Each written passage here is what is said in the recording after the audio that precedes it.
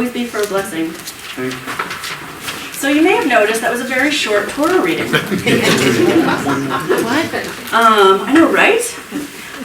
So, Ha Yipaleh Me Adonai Davar La Moed. So this is loosely translated, nothing is too miraculous for God. Nothing is too miraculous for God. It's said in the context of Sarah becoming pregnant with Isaac and laughing about it and that whole story. But it struck me that in the middle of this Torah portion, which is really messy, God does all sorts of crazy things, right? So there's an argument between, a discussion, a debate between God and Abraham about Sodom and Gomorrah, right? And then God destroys Sodom and Gomorrah. And then there's Lot, trying to be pulled out, and there's Lot's daughters, and there's more about Lot's daughters, and it's all very unpleasant. But right in the middle, or in the beginning, is this Hayupaleh Me Adonai Davar La Moed. Right? And it seems sort of like hypocritical. Right? If God says about God's self, there's nothing I can't do, right? You think it's so crazy that Sarah could become pregnant at this time in her life, but there's nothing that's too miraculous for me to do. And then, the whole rest of the Torah portion is like really disturbing stuff that God either does or allows to happen, right? So we say, how could God allow this to happen, right? You hear that a lot. How could God allow this to happen? And there's something in this phrase, there's nothing that's too miraculous for God, that despite all of the evidence that we might have to the contrary, there is something very key to this idea that nothing is too miraculous for God. And I just want to share a little bit of my own theology, which is loosely influenced by everything I've ever read in my life. But the way that I think about the divine is as the opportunity to always make a different choice. Like I was talking about brushing away the sand from the soul. I feel like the fact that we have a brush that can do that.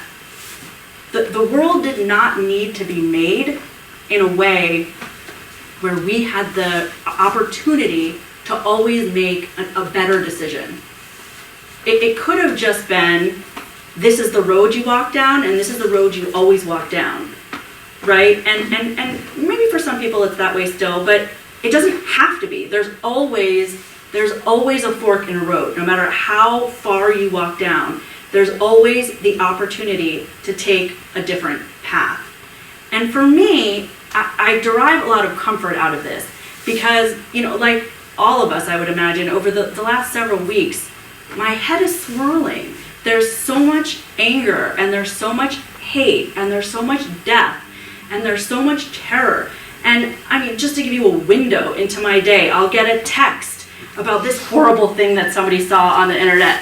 And then I'll get a request about the opposite side, something horrible that somebody's seen, right? And then I do a funeral, and then there's a baby, and then it's a swirl, it's a swirl, it's a swirl. And there's an expectation that we're supposed to have, a statement, right? Like you talk to your non-Jewish friends or you talk to your Jewish friends, and there's sort of like an expectation that since there's a war in Israel, you are expected to have some sort of well delineated, articulatable stance, right? And there's this pressure, I feel it, a pressure to, what are you going to say? And I've been talking to other rabbis, and we all, what are you going to say? And we're like, what did you say? What did you say? And it's like, and then, I'm talking to my friends who are not in this faith, and I've been getting emails from other faith leaders saying, I'm sending love to you. It must be very hard to be in this position right now. I'm sending my love to you, and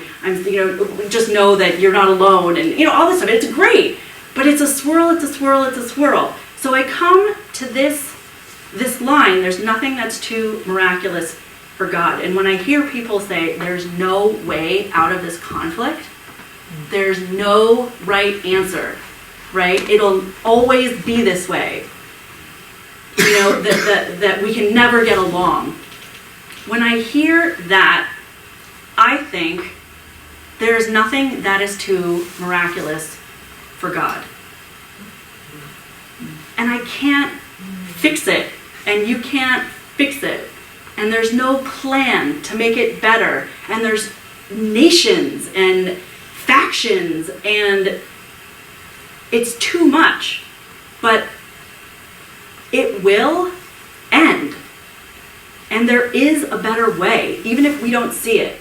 There's always the third option. And I think that no matter how angry I get, or how scared I get, or how defensive I get, my practice over these next ever is going to be to meditate on this phrase. There is nothing that is too miraculous for God, and there is always the opportunity to make a different choice, to make a choice for peace. Shabbat shalom. Shabbat shalom.